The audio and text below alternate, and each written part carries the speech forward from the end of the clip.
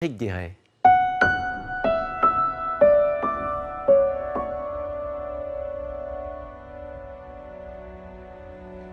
Ça a duré de mes 10 ans à mes 17 ans, ça c'est ce que je me rappelle. Pendant 7 ans, il a fait ses visites nocturnes et il a abusé de moi. Il me faisait des brûlures au sexe. Il avait les mains assez rêches. Vu que j'étais pas consentant, des fois, il employait un peu la force. J'avais honte de ce que m'avait fait mon frère, mais j'avais surtout honte de l'avoir laissé faire. Et au final, on finit par se sentir coupable.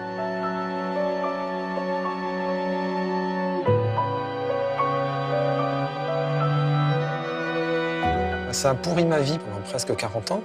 J'ai un profond dégoût pour ces événements-là. C'est répugnant, c'est une envie de vomir. J'ai encore peur de lui le soir, alors qu'il est mort depuis 13 ans.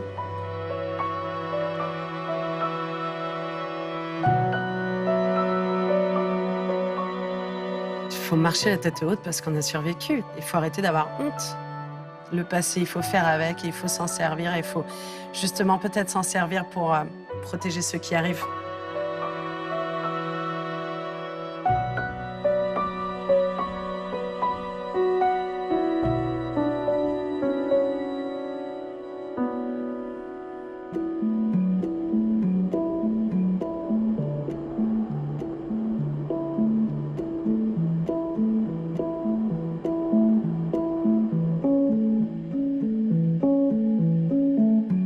Mon père, il était boulanger, mais pas encore patron.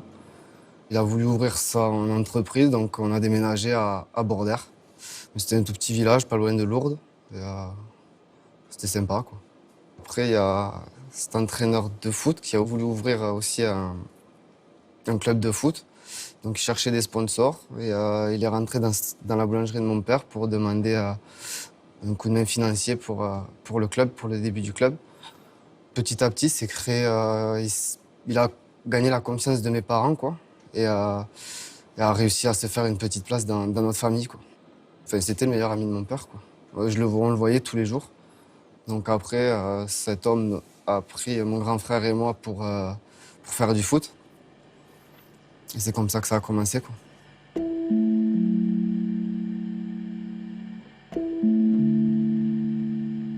J'avais 6 ans.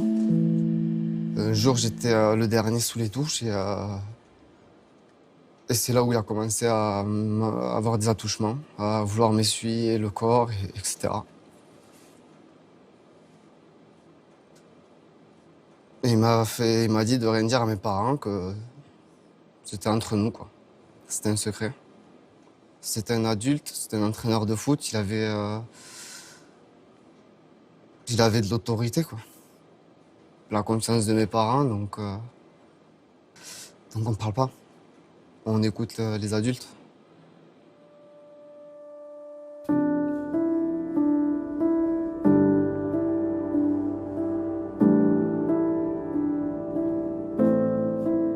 La première fois où il m'a violé, c'était dans son garage, chez lui. Et j'avais mis sa couette de l'armée par terre. Et, et là, il m'a plaqué sur la couverture et il a commencé à me violer. C'était un des pires souvenirs de ma vie, quoi. Et ça a duré de l'âge de mes 6 ans jusqu'à mes 16 ans et demi. Ben, c'était répétitif, c'était toujours le même processus. Donc après les douches, il m'attendait. Après, il fallait que je le regarde se doucher, il me demandait des fois de lui uriner dessus. Des fois, il fallait que je le caresse aussi. Il me faisait des fellations dans sa voiture. Il y avait des attouchements et après, il m'a ramené à la maison. Un coup de vent, il allait dans le fournil voir mon père, lui serrer la main et rentrer chez lui, prendre sa baguette et rentrer chez lui, voir sa femme et ses enfants.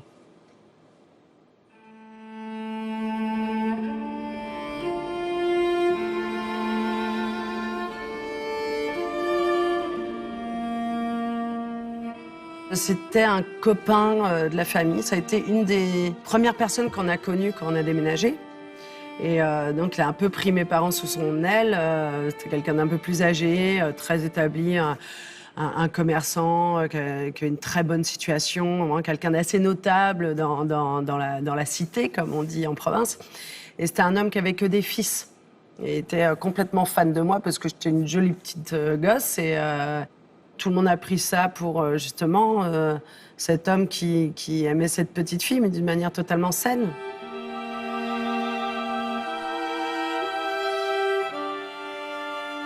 Je crois que vraiment la première fois, c'était cette fameuse fête de Nouvel An. J'avais 9 ans. C'était au petit matin, il est rentré. Moi, ce qui était très, très perturbant dans cette première fois, c'est que les autres enfants étaient dans la même pièce. Donc, je dormais à côté de mon frère et il y avait 3 de ses fils qui étaient dans la pièce. Il s'est installé à côté de moi et très silencieusement, ce jour-là, il m'a violée avec sa main.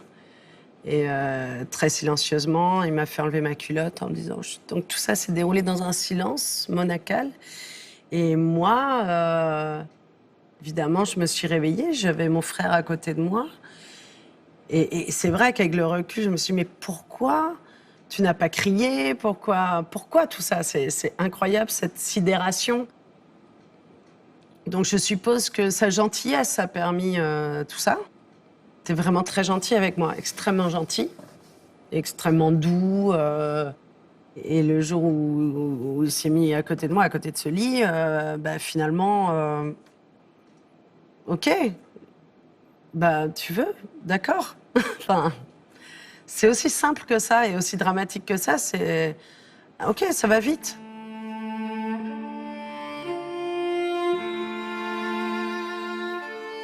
Je sais pas si ça a duré sur 2, 3 ou 4 ans. Je sais pas. Je me souviens d'actes.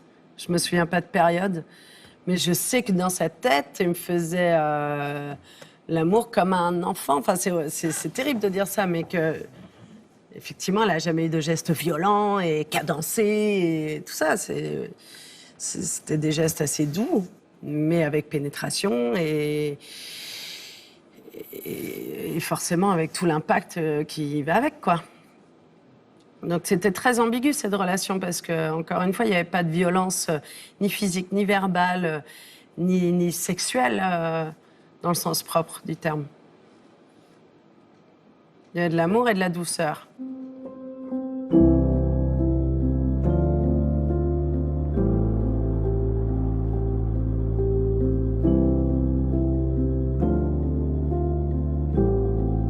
Quand j'avais 6 ans, mon frère était en internat dans une école militaire. Mon frère était mon héros, donc j'adorais refaire ce qu'il faisait. On faisait des parties de foot. J'étais heureux, la vie était douce, ça coulait, tranquille. Un jour, mon frère est revenu de son internat. Un matin, c'était l'été. J'ai senti que mon frère se rapprochait de moi. Très concrètement, mon frère me met la main sur mon sexe, qui a une réaction, je dirais, physiologique, que j'ai du mal à comprendre, parce que moi, j'ai 6 ans.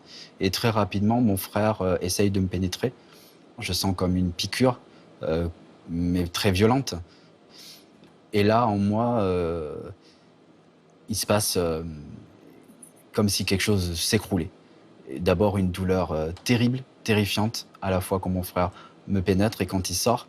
Et puis, un dégoût aussi après, immédiat, mais immédiat, de l'odeur de son souffle, de ce liquide qui était contre moi, que je connaissais pas. Et immédiatement, mon frère, lui, me dit que tous les frères font comme ça et qu'il faut rien dire, parce que si je disais quoi que ce soit, on serait plus frères, et puis c'est pas ce que je veux.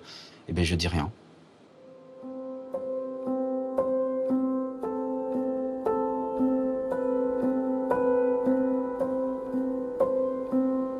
Mon frère m'a violé pendant 3 ans. À chaque fois qu'il revenait de son internat, sur une période de 15 jours, il devait bien se passer au moins 3 ou 4 actes criminels.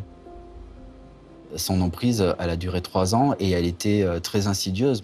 Il a acheté mon silence à coup d'étiquettes Panini, à coup de... Voilà, des choses qui, pour moi, étaient très contradictoires, parce que mon frère me faisait du mal et en même temps, mon frère me surprotégeait, mon frère était toujours avec moi. J'ai vite compris que si je disais quoi que ce soit, quelque chose allait se passer dans la famille. Et on est prisonnier de cette volonté qu'on a malgré tout de vouloir protéger notre famille. Donc j'ai fait comme si. J'ai fait comme si tout allait bien. J'ai joué au foot avec mon frère comme si tout allait bien. Mais en mettant le doigt dans l'engrenage du silence, après la mécanique, elle est tellement irréversible qu'on parle plus. Soit on parle tout de suite, soit on parle plus. Immanquablement, je savais qu'on allait me dire pourquoi t'as rien dit, pourquoi t'as rien fait, etc. Et j'avais pas de réponse. J'étais pas assez fort pour pouvoir parler.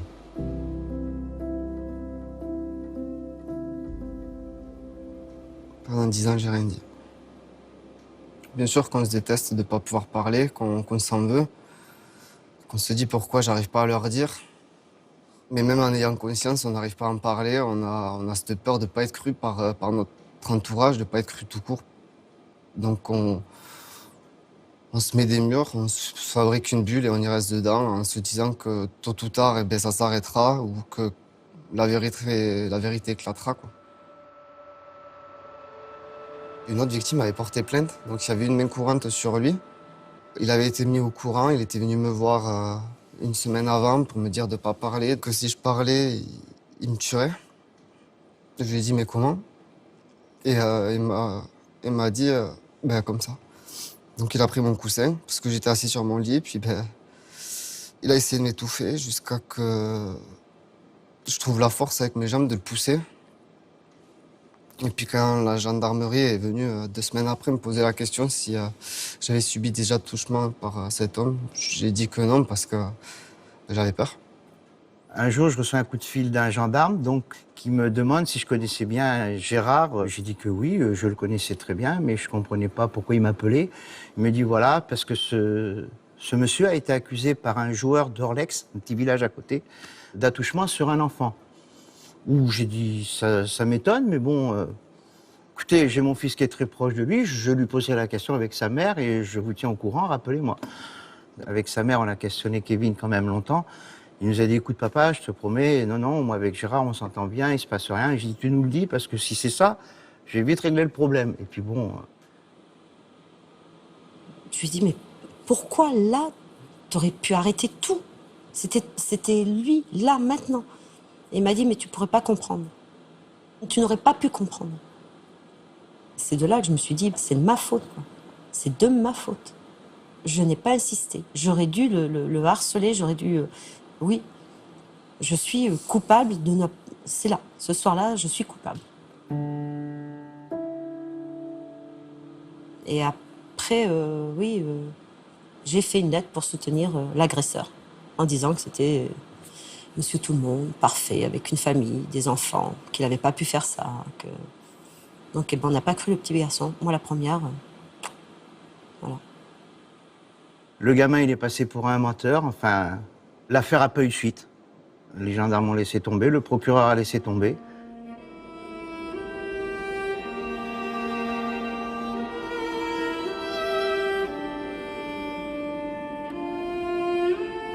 À 9 ans, ouais, j'ai senti que c'était pas normal, effectivement, ce qu'il me faisait. Et d'ailleurs, c'est pour ça que je l'ai caché. J'ai jamais dit, ni à mon père, ni à ma mère, ni à mon frère, alors que j'étais très proche d'eux, en fait. Mais tu le dis pas parce qu'il a vraiment tourné ça comme un jeu et comme un secret. Et il a fait de moi sa complice. Je me souviens notamment de cette fois dans la salle de bain où il y avait des adultes aux alentours, il y avait comme une fête, donc il y avait des gens. J'ai vite enlevé ma culotte pour qu'ils puissent s'amuser avec moi. Donc il y avait cette espèce de complicité qui est terrible d'un adulte à un enfant, quoi.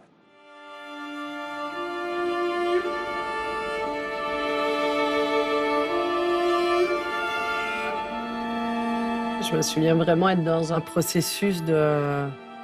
Il faut tout cacher, quoi.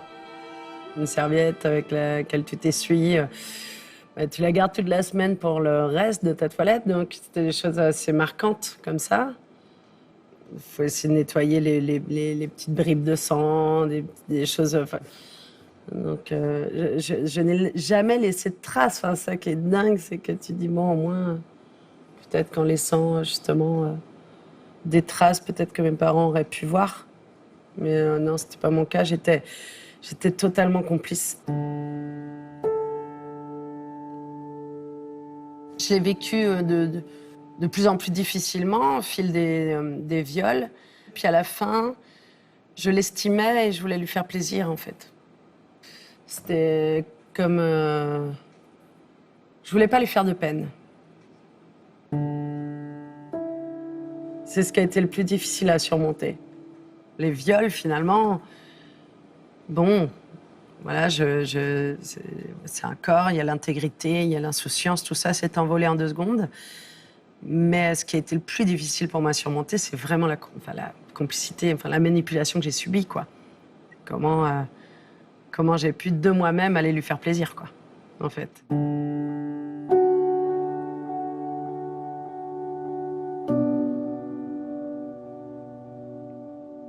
Un jour, à l'âge de mes 14 ans, je me dis qu'en arrêtant le foot, je le verrai moins. Malgré qu'il venait quand même tous les jours après acheter sa baguette et essayer de convaincre mes parents qu'il fallait que je refasse du foot, que je revienne au foot. Je disais à mes parents qu'ils montaient me voir pour parler de foot, pour m'aider à faire les devoirs ou trouver toujours une excuse, jouer avec moi à la console. Alors qu'ils ne touchaient pas à la manette de la console ni à mes devoirs. Et il me faisait des brûlures au sexe parce que ça durait en longueur. Il avait les mains assez rêches. Donc forcément, ça me faisait mal, quoi. Vu que j'étais pas consentant, des fois, il employait un peu la force.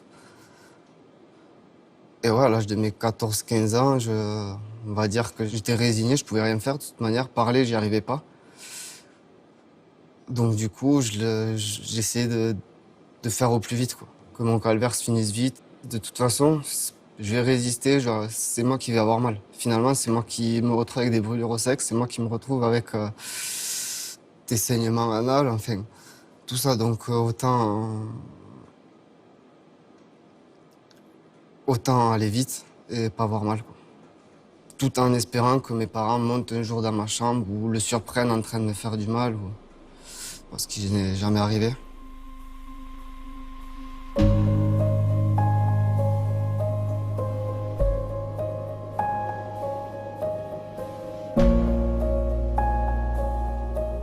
Mon père, c'était un orphelin. Il est arrivé en France quand il avait 20 ans du Liban. Il est arrivé dans un foyer. Ma mère, elle arrivait du Maroc. Et mon père, il a monté son entreprise.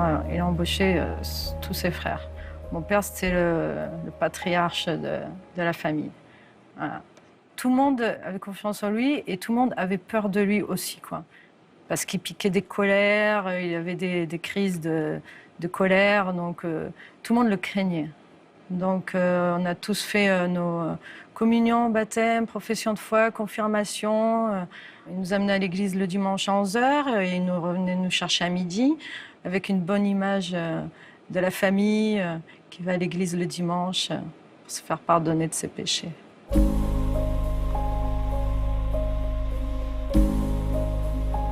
Mon père venait la nuit, pendant mon sommeil. Ça me réveillait parce qu'il me massait le dos. Et là, j'étais surprise dans mon sommeil en plein milieu de la nuit. Je serrais mes bras le long de mon corps, j'étais à plat ventre, je serrais mes jambes et il s'introduisait de plus en plus bas jusqu'à mes fesses.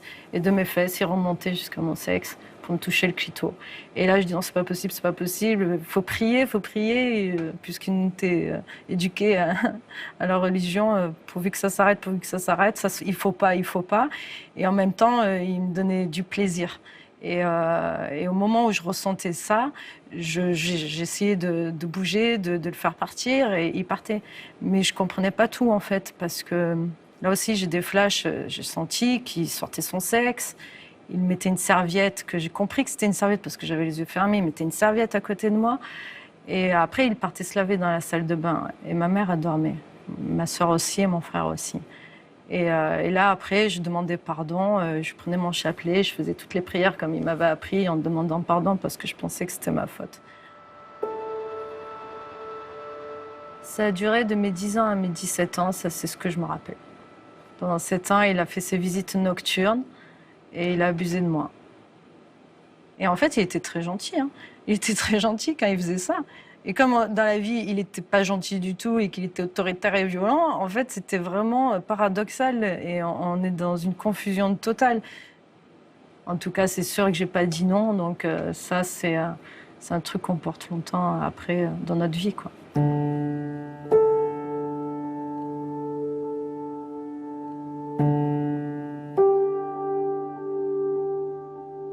J'avais honte de ce que m'avait fait mon frère, mais j'avais surtout honte de l'avoir laissé faire. Et fatalement, on continue à se taire. On est dans un cercle vicieux. La honte conduit à la culpabilité conduit au silence, et ainsi de suite. C'est vraiment difficile d'avoir un jugement correct sur soi, tellement on se sent sale. C'est un sentiment qui nous habite très longtemps, qui pousse certains à avoir des tocs, à se prendre beaucoup de douches, et puis qui pousse d'autres à s'ouvrir les veines pour faire sortir de cette saleté qui est en nous. Tellement on a été salis qu'on a l'impression que cette boue est en nous, que leur sperme coule dans nos veines et que ça nous pourrit de l'intérieur.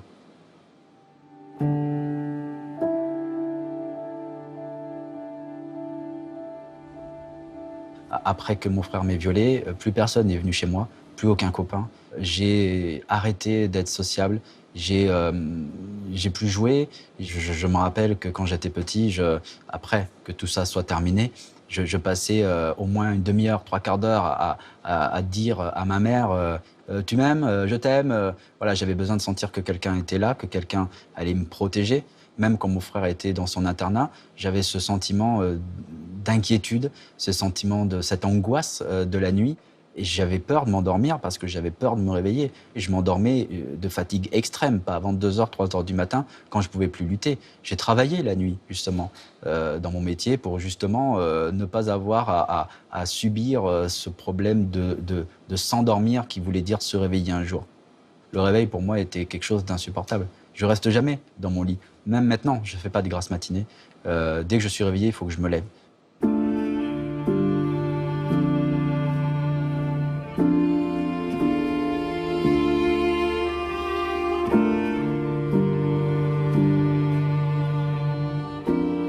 J'ai retrouvé la mémoire 30 ans après les faits. De la mémoire traumatique. Je pense que c'est un peu pareil dans les attentats où quand un choc est très fort, ou c'est comme un accident de voiture, on a tellement peur que le cerveau, j'imagine, a un moyen d'enlever ce qui a fait très peur. J'avais plein d'images de bonheur de mon enfance. Je n'avais gardé que des images heureuses jusqu'à cette période où je suis sortie d'amnésie. C'est à l'âge de 40 ans que, suite à des années d'autonomie et de dialogue avec Catherine Dolto, il y a une séance où toutes les séquences traumatiques que j'avais vécues durant mon enfance sont revenues en mémoire le même jour, en même temps. D'un seul coup, j'avais l'explication de plein d'éléments de ma vie qui étaient pour moi inexplicables. Depuis toute petite, j'ai toujours fait démonter les portes partout. Je ne voulais pas être enfermée, mais sans explication. J'ai aussi depuis toujours des problèmes d'insomnie, une impossibilité de m'endormir sans somnifère. Et puis, quelque chose d'essentiel dans ma vie, je n'avais pas d'explication au suicide de mon frère, qui s'était jeté du haut de Beaubourg à 24 ans. Je souffrais beaucoup de son absence. Je vais beaucoup mieux depuis que j'ai l'explication.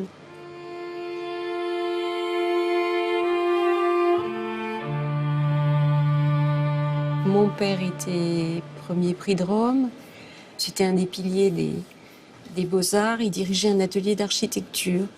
Quand je suis née, mes parents étaient à Rome, à la Villa Médicis. C'était un microcosme, la Villa Médicis. Les peintres et les sculpteurs qui étaient notoirement connus à Paris faisaient des séjours à la Villa Médicis. Enfin, des séjours, des fiestas, des fiestas, avoir des fiestas un peu... Ma mère, qui n'y participait pas, me disait qu'il y avait des choses qui étaient plus que douteuses. Elle a plusieurs fois consolé des petites filles qui se plaignaient d'attouchements sexuels de personnes qui étaient, enfin, des gens bien vus de l'extérieur, des gens renommés. Oui, ils avaient une attitude qui était absolument pas du tout normale avec des enfants. Avec comme une fusion entre le corps, la beauté, le corps de l'enfant qui est idéalisé, qui a une forme de pureté. Entre l'art et le sexuel, mon père écrivait là-dessus. Il n'y a pas de frontières. Ce que dit ma mère, c'est qu'avant que mon père soit pris de Rome et résident à Rome, il n'avait pas ces pulsions pédophiles. Du fait que j'avais 1 an d'écart avec mon plus jeune frère, on était presque comme des jumeaux. On faisait tout ensemble et c'est vrai que mon père idéalisait ces deux. On était les 2 petits derniers, un peu comme des petits princes. Mon père avait installé son agence d'architecture, un rez-de-chaussée sur rue et puis une cave en dessous. Ce qui me revient, c'est qu'il nous demandait de faire des cabanes où il y avait l'esprit artiste. On va faire une jolie maison, vous allez vous amuser à l'intérieur. Et une fois qu'on était pris dans la maison en carton, en fait, il nous sodomisait dans ces maisons. Il avait élaboré tout un système avec une trappe, un système sur vérin, et en fait, pour que personne nous entende, mon père avait rabatté ce système de trappe. Et j'avais un tel lien avec mon frère petit que il y avait beaucoup de solidarité entre nous. Je l'entends, j'ai des échos de ça, je l'entends m'appeler.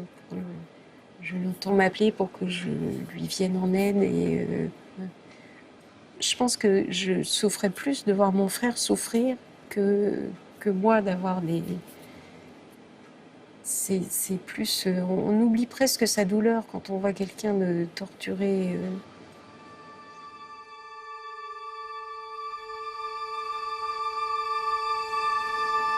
De 5 ans à 10 ans, tous les viols étaient vécus tous les 2. On pensait que ma mère allait nous sortir de là. On pensait qu'elle verrait...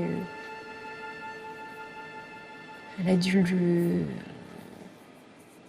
Bien sûr qu'elle l'a vu, mais elle le reconnaît elle-même. Il y a eu une forme d'abandon. Elle n'a pas été... Il y a eu une forme d'abandon. Elle n'a jamais... Elle parlait de rupture, mais on voyait qu'elle ne le ferait pas. Elle était... Elle tenait à son statut social. Et je pense qu'elle aimait... Il y a un côté de mon père qu'elle aimait. Elle aimait l'homme cultivé. Il n'y avait pas que... Il y avait l'être charmeur et charmant.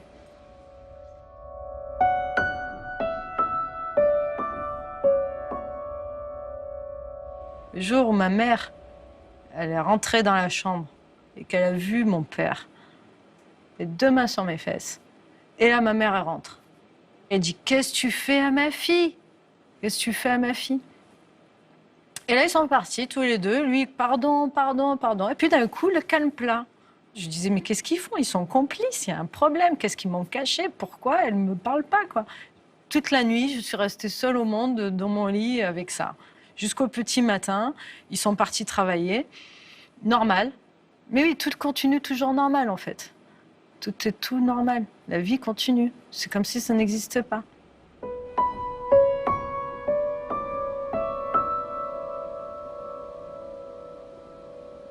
Cette image, ma mère m'en a parlé il y a 5 ans.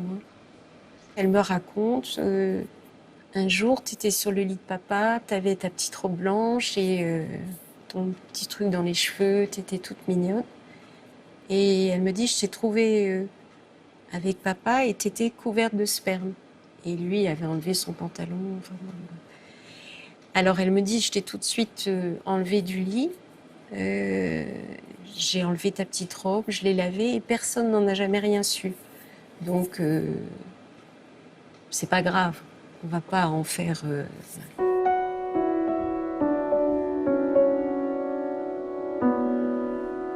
Je crois que c'est une des seules fois de ma vie où j'ai été en colère. Et j'ai eu un échange profond avec elle en disant c'est pas le fait que tu laves la robe à la machine et qu'est-ce que je fais moi après? Je fumais 15 pétards par jour, quoi, pendant des années. Je pouvais pas dormir sans m'enivrer. J'aurais pu vraiment basculer très, très loin. Je pense que j'ai une bonne dizaine d'années vraiment de gouffre comme ça, émotionnel, affectif, d'addiction, de me laisser... C'est souvent on dit qu'une personne qui a été violée dans son enfance va être violée toute sa vie. Bon, il y a une espèce de mécanisme de victime qui fait que finalement ton corps n'a tellement pas de valeur. Ce truc où, bon, ok, si ça peut te faire plaisir, couchons ensemble. D'accord.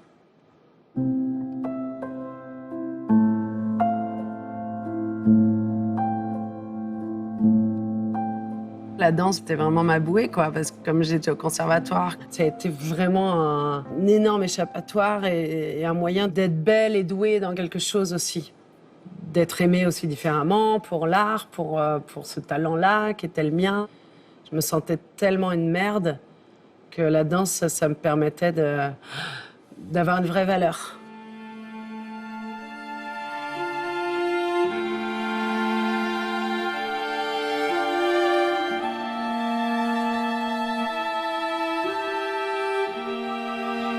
Je me souviens qu'à un moment donné, il m'a dit un mot et il m'a demandé « Est-ce que tu jouis ?» Et je n'ai pas compris.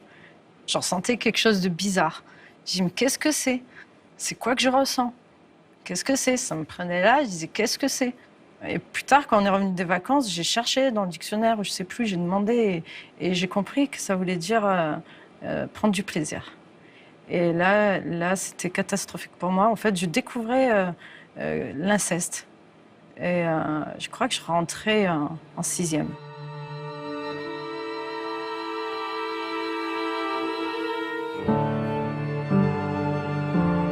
Le mot jouissance, le mot jouir a détruit ma vie. Ça a détruit ma vie sexuelle, ma vie amoureuse, ça a détruit toute ma vie. Voilà. Ça a été catastrophique au niveau de ma rencontre et puis je me suis autodétruite avec les hommes. J'ai fait plein de rencontres amoureuses. Et je me suis détruite toute seule avec ça, quoi. Et ils m'ont détruite aussi. Et donc la sexualité, elle a été très difficile. De toute façon, je pensais que j'étais une femme frigide. Et je disais, de toute façon, je serais frigide, c'est sûr, j'y arriverais pas. J'avais pas de désir, pas de libido, rien. Mais bon, je savais que ça faisait partie de la vie, donc je le faisais, quoi. Voilà. Et puis un jour, à mes 38 ans, j'ai découvert par d'autres chemins que j'ai eu du désir. Mais le désir que j'ai eu, c'était dans un domaine spécial parce que c'était le domaine SM. Et le jour où j'ai eu ce désir en me disant, mais tu as ce désir en même temps et qui te provoque de la souffrance, c'est pas possible. Et on peut pas lutter contre le désir qui monte, il monte, il monte. En même temps, j'étais heureuse, je me dis, waouh, c'est cool et tout, j'ai du désir. mais je peux pas l'accepter, c'est pas possible. Quand j'ai découvert ça, j'avais 38 ans, j'ai fait un burn-out, j'ai tout lâché, tout lâché, tout. Mon mari, mon boulot, j'ai tout lâché. Je dis, c'est pas possible, je ressens maintenant le plaisir dans la souffrance, quoi, comme lui. Et en fait, j'ai fait le lien. Me dire, en fait, mon père, il me frappait la journée, il me violait la nuit. Et là, je me retrouve sexuellement à me dire, je vais me faire frapper et en même temps, je vais jouir. Voilà. Et j'ai dit, maintenant, je sais que je suis comme ça. OK, donc maintenant, je dois vivre avec.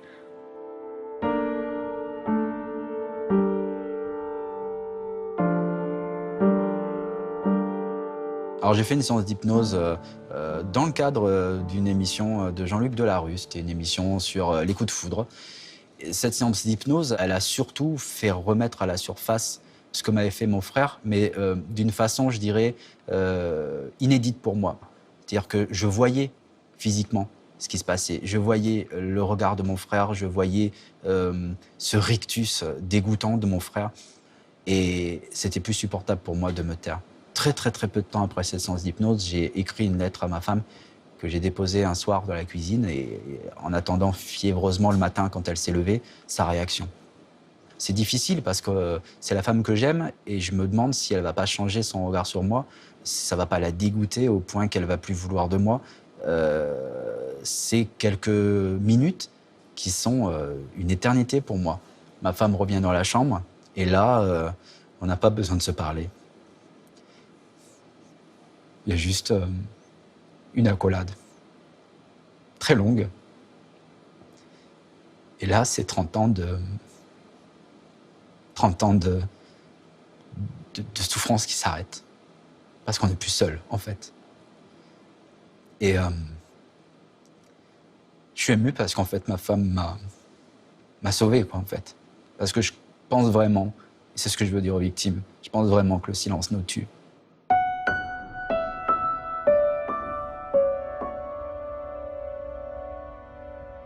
Le suicide, c'est difficile à accepter.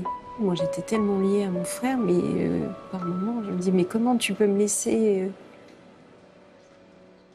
Juste avant de se suicider, il avait dit à mon père, lors d'un déjeuner où j'étais présente, « Après ce que tu m'as fait, je n'ai plus rien à te dire. » J'aurais dû réagir en disant, mais dites-le, c'est quoi? Qu'est-ce qui t'a fait de si grave? Et je pense qu'il n'a jamais parlé durant lui, il n'a pas eu d'amnésie. Il a très bien compris que j'avais pas en mémoire directement ce que nous avions vécu. Et du coup, il est parti sans me... Il voulait que je sois heureuse. Je lui ai envoyé un courrier à mes parents pour leur expliquer ce qui s'était passé. Le premier qui m'a parlé, c'était mon père, qui pleurait, qui me disait qu'il n'avait rien vu et qu'il était désolé. Mais je ne comprenais pas trop ce qu'il me disait tellement il était pris dans les larmes. Il m'a passé ma mère. Et là, il s'est passé quelque chose qui, pour moi, est inoubliable. C'est-à-dire que ma mère m'a dit deux choses dans la même phrase. « Je te crois, parce que je me suis toujours douté. » Et là, c'est une rupture totale, immédiate, avec ma mère. Je n'ai pas accepté que ma mère se doute qu'un autre de ses enfants soit en train de violer son dernier enfant et qu'elle préfère fermer les yeux.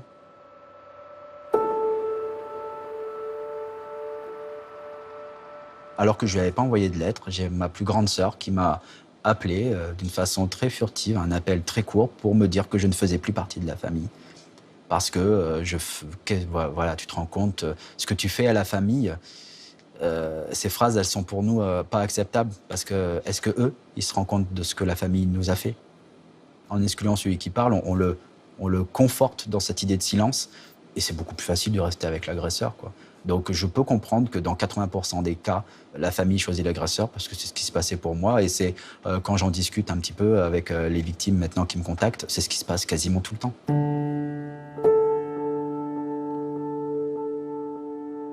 J'avais 18 ans. Ma mère était chez lui avec mon petit frère et là, j'ai vu mon petit frère sur ses genoux à lui. Puis dans ma tête, c'était clair et net. Je voulais pas que mon petit frère subisse ce que moi j'ai vécu.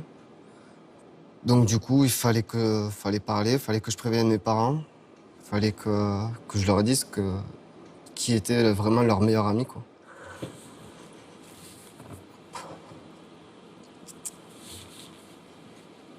Ouais, il m'appelle et il me dit faut que je te parle. J'ai appelé papa, faut que je vous parle. Et là, il me dit que notre fameux ami, ce monsieur est son violeur.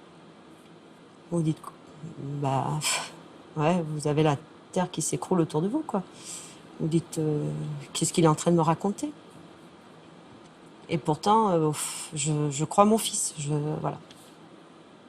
Je lui demande juste pourquoi pas avant, pourquoi maintenant, pendant combien de temps? Et là, c'est le deuxième coup de massue. Vous dites 10 ans. Donc 10 ans, Donc ça a duré de 9 ans à 19 ans. Et là, il te dit non, non, ça a commencé à 6 ans. Et là, c'est le coup de trop. Vous vous dites 6 ans. Il a touché mon fils de 6 ans. Et là, c'est vous qui vous posez des questions et qui vous dites, mais en tant que maman, qu'est-ce que j'ai pas vu? Moi, franchement, je l'ai pas cru. Je l'ai pas cru. Et c'est mon ex-femme qui m'a dit, mais ouvre les yeux, c'est ton fils, quoi. Il te dit quelque chose, là. Mais franchement, moi, sur le moment, j'ai dit, mais ce que tu nous dis, c'est grave. Je savais l'importance de la chose. J'ai dit, ce que tu nous dis, c'est grave. Faut que tu réfléchis bien. Est-ce que c'est pas juste des cas? Non, non, non. Il me dit, il y a tout. C'était pas la peine. J'étais dépité. La colère, j'avais tout, quoi. Tout. Je m'en suis voulu parce qu'on n'a pas pu protéger notre fils. Et puis, franchement, j'avais des envies de meurtre. Hein. J'avais des envies de meurtre. Hein. J'avais qu'une idée en tête, c'était de lui faire du mal. Et là, vous vous dites, bah non, j'ai mes enfants derrière et il faut que je sauve Kevin et il faut qu'il paye pour... voilà. De toute façon, je lui avais dit aussitôt, le lendemain matin, je te prends à 9h et on va au commissariat, on va porter plainte. Chose que l'on a faite le lendemain matin à 9h, on était au commissariat.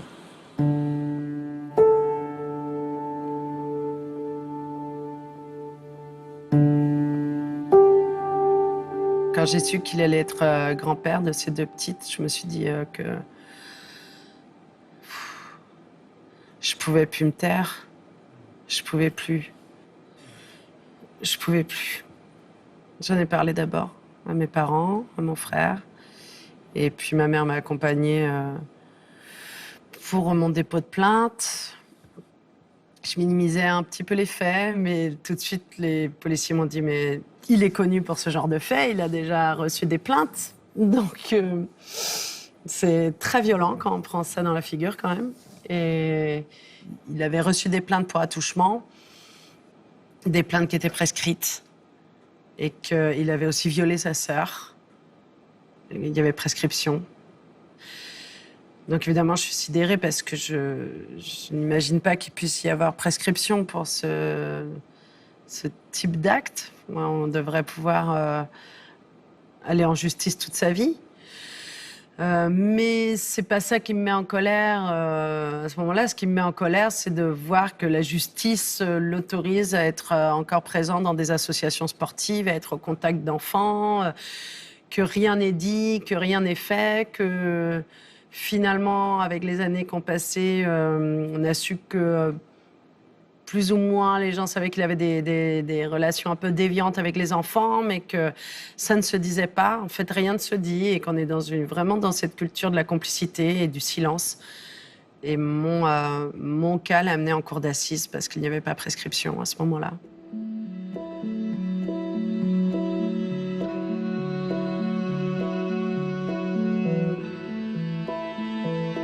Et quand je suis allé porter plainte, du coup, quand j'ai dit que c'était un entraîneur de foot, que j'étais pas la seule victime, la policière a recensé tous les licenciés qu'il avait pu entraîner. Donc elle a interrogé, mais je sais pas combien de personnes. Et donc du coup, ouais, on apprend que je suis pas la seule victime, que par contre je suis la plus jeune. Et que toutes les autres victimes, c'était des enfants du village. J'avais tellement de détails que la policière, elle a mené son enquête. Et vu qu'il faisait partie du district des Midi-Pyrénées du football, elle a remonté jusqu'au bureau du district, vu qu'il se servait des ordinateurs pour enregistrer des photos ou les sauvegarder. Donc elle est allée au bureau et elle demande de saisir les ordinateurs au président du district, qui lui répond qu'il lui faut un mandat. Et quand elle revient avec son mandat, il y a tous les ordinateurs qui sont effacés, enfin qui sont partis à l'informaticien pour être effacés, quoi. Du moment où vous portez plainte jusqu'au tribunal, moi j'ai attendu 6 ans. Non, pendant 6 ans, il avait le droit d'entraîner.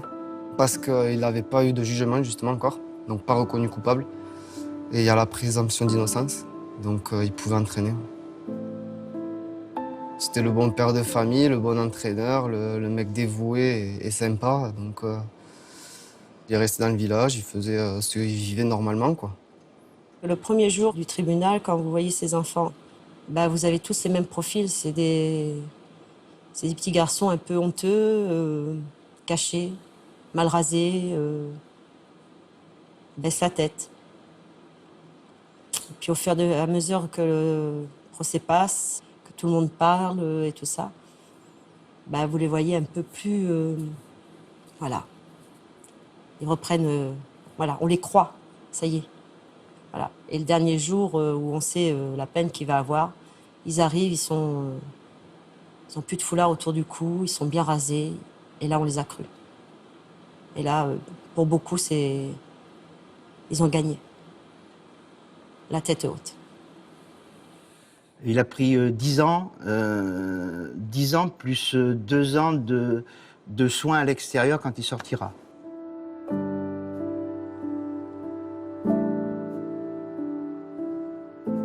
À l'issue du procès, la femme du fils aîné de mon agresseur est venue me voir pour me remercier d'avoir porté plainte. Parce qu'elle avait 2 petites filles et que c'est ça qui a été ma motivation première. J'ai déposé plainte, c'est quand j'ai su que lui allait être grand-père de ces 2 petites filles-là, et que je me suis dit, c'est pas possible, forcément il va les violenter parce que c'était un agresseur de petites filles essentiellement. Et à l'issue du procès, elle est venue me remercier. C'était un moment, je crois, j'oublierai jamais ça de toute ma vie, parce que je me suis sentie... C'est la première fois que je me suis sentie utile. C'est vrai que de voir cette jeune maman en pleurs, qui était dévastée, parce qu'évidemment, on ne souhaite jamais avoir un pédophile dans sa famille, et qu'on a beaucoup de peine certainement pour son mari, qui était aussi le fils de cet homme-là. Donc, moi, je culpabilisais aussi de briser leur famille. C'était des gens que je connaissais. J'aimais ces garçons.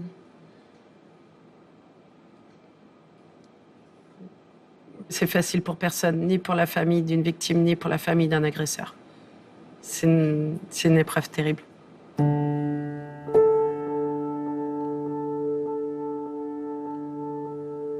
Je ne peux pas admettre qu'on se contente de dire que aujourd'hui en France, dans une classe d'école, il y a 2 enfants au moins qui auront été victimes.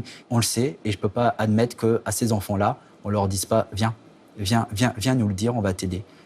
J'arrive pas à comprendre pourquoi il n'y a des campagnes pour la protection de l'enfance qu'une fois tous les 3-4 ans. On sait maintenant que les enfants sont sur les réseaux sociaux, donc elle leur permettrait de se rendre compte qu'il y a des numéros qu'ils peuvent appeler en dehors du cadre de leur famille où on peut les écouter.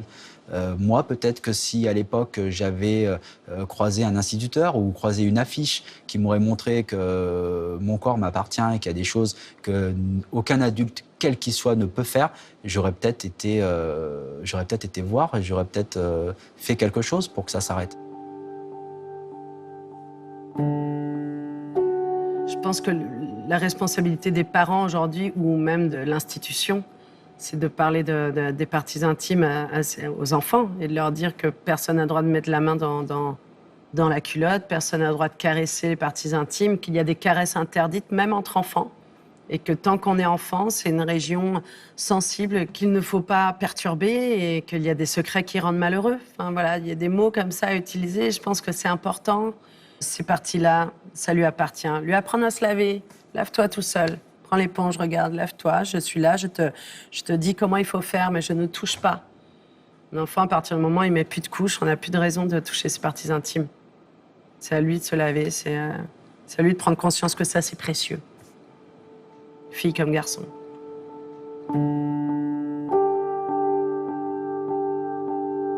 À sa sortie de prison, vu que le bénévolat n'est pas encadré, les présidents de clubs n'ont pas accès au casier judiciaire des gens. Donc ouais, il va pouvoir ressortir, juste changer de district et il pourra entraîner d'autres enfants.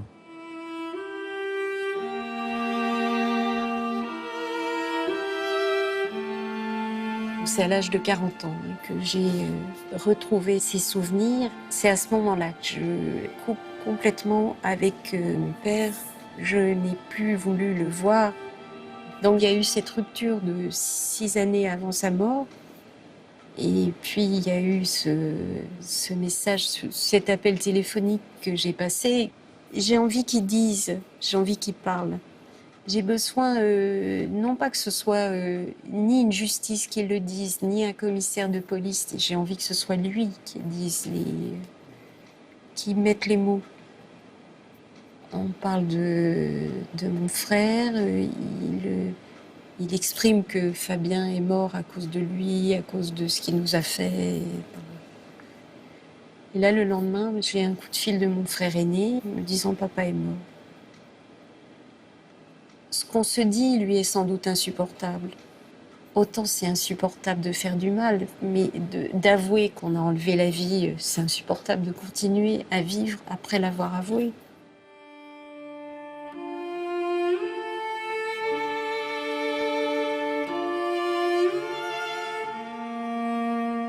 Cette espèce de terreur que j'avais en moi, elle est partie quand je l'ai vu sur son lit, mort.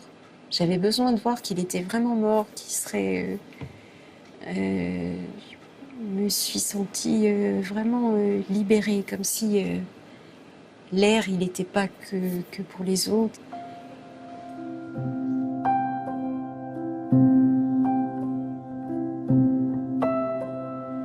Je me suis aperçue que dans mon arbre généalogique, tout le monde avait été violé, ou 80% des personnes. Donc je me suis dit, il faut que je fasse quelque chose, je dois faire un travail sur ça. C'est moi qui dois le faire dans cette famille. Je vais le faire et ça va guérir tout l'arbre, c'est pas possible. Et surtout, je veux pas que ça arrive à mes enfants. Voilà. Et si je coupe là maintenant cet arbre, ça va pas arriver. Et pour couper ça, il faut parler. Il faut libérer la parole le plus tôt possible, le plus de monde possible. Il faut libérer. Quand j'ai 28 ans, je lui ai dit « Papa, il faut que je te parle ». Il est arrivé de suite. Et je lui ai dit « Tous les hommes que j'ai rencontrés, j'ai une vie pourrie, ma vie elle est très difficile. Et tout ce que tu m'as fait, je fais le lien entre lui et ma vie ».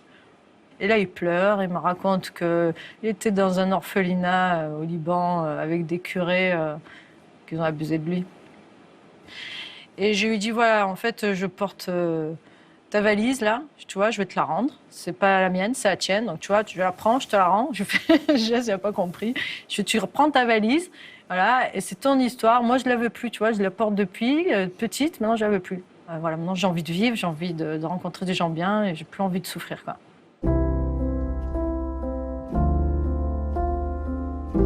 Il m'a fallu un moment écrire un spectacle sur les violences sexuelles que j'avais subies quand j'étais petite.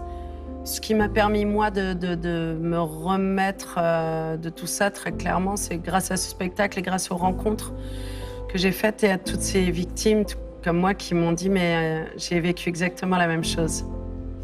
J'ai vécu la culpabilité, j'ai vécu les addictions, tout... En fait, tous ces gens ont comblé un vide, un énorme vide émotionnel. Et ça m'a donné beaucoup de réconfort. Donc non, je m'en veux pas. Plus aujourd'hui, en tout cas.